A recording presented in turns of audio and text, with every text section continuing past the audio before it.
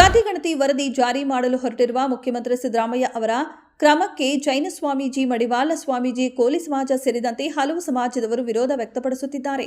ಹಾಗಿದ್ರೆ ಮುಖ್ಯಮಂತ್ರಿ ಯಾರಿಗೆ ನ್ಯಾಯ ಕೊಡಲು ಹೊರಟಿದ್ದಾರೆ ಎಂದು ಬಿಜೆಪಿ ರಾಜ್ಯ ಘಟಕದ ಅಧ್ಯಕ್ಷ ಬಿವೈ ವಿಜಯೇಂದ್ರ ಪ್ರಶ್ನಿಸಿದರು. ಹಿಂದುಳಿದ ಸಮುದಾಯದವರಿಗೆ ನ್ಯಾಯ ಕೊಡಿಸಬೇಕು ಎಂಬುದು ವರದಿಯ ಆಶಯ. ಆದರೆ ಎಲ್ಲಾ ಸಮುದಾಯದವರು ವಿರೋಧ ವ್ಯಕ್ತಪಡಿಸುತ್ತಿದ್ದಾರೆ ಎಂದರು.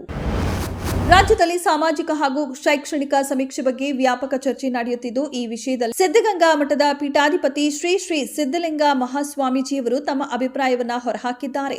10 ವರ್ಷದ ಹಿಂದೆ ನಡೆದ ಸಮೀಕ್ಷೆಯನ್ನು ಈಗ ಪ್ರಕಟಿಸುವುದು ನ್ಯಾಯೋಚಿತವಲ್ಲ ಎಂದ ಅವರು ಹೊಸ ಜಾತಿ ಗಣತಿ ಅಗತ್ಯವಿದೆ ಎಂಬ ಅಭಿಪ್ರಾಯವನ್ನ ವ್ಯಕ್ತಪಡಿಸಿದ್ದಾರೆ. ಹಳೆಯ ಮಾಹಿತಿಯ ಆಧಾರದ ಮೇಲೆ ನಿರ್ಧಾರ ತೆಗೆದುಕೊಳ್ಳುವುದು ಎಷ್ಟು ಸೂಕ್ತ ಎಂದು ಶ್ರೀಗಳು ಪ್ರಶ್ನಿಸಿದ್ದಾರೆ.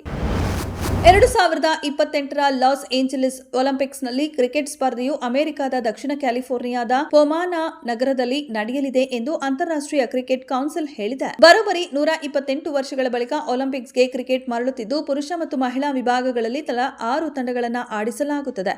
ಈ ನಿರ್ಧಾರವನ್ನು ಐಸಿಸಿ ಅಧ್ಯಕ್ಷ ಜಾಯ್ ಶಾ ಸ್ವಾಗತಿಸಿದ್ದಾರೆ. ಕ್ರಿಕೆಟ್ ಅನ್ನು ಒಲಿಂಪಿಕ್ಸ್ಗೆ ಸೇರಿಸಿಕೊಳ್ಳುವ ಮೂಲಕ ಕ್ರಿಕೆಟ್ ಅನ್ನು ಜಾಗತಿಕ ಮಟ್ಟದಲ್ಲಿ ಪರಿಚಯಿಸಲಿದ್ದೇವೆ, ಕ್ರಿಕೆಟ್ಗೆ ಮತ್ತಷ್ಟು ಪ್ರೇಕ್ಷಕರನ್ನ ಸೃಷ್ಟಿಸುತ್ತೇವೆ ಎಂದಿದ್ದಾರೆ.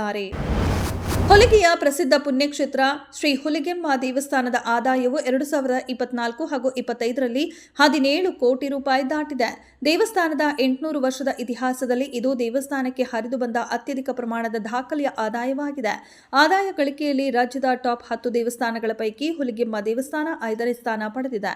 ಕೊರೋನಾ ಬಳಿಕ ಆದಾಯವು ಏರುಗತಿಯಲ್ಲಿ ಸಾಗುತ್ತಿದ್ದು, ಮುಂದಿನ ವರ್ಷ 20 ಕೋಟಿ ದಾಟಲಿದೆ ಎಂದು ದೇವಸ್ಥಾನದ ಮೂಲಗಳು ತಿಳಿಸಿವೆ.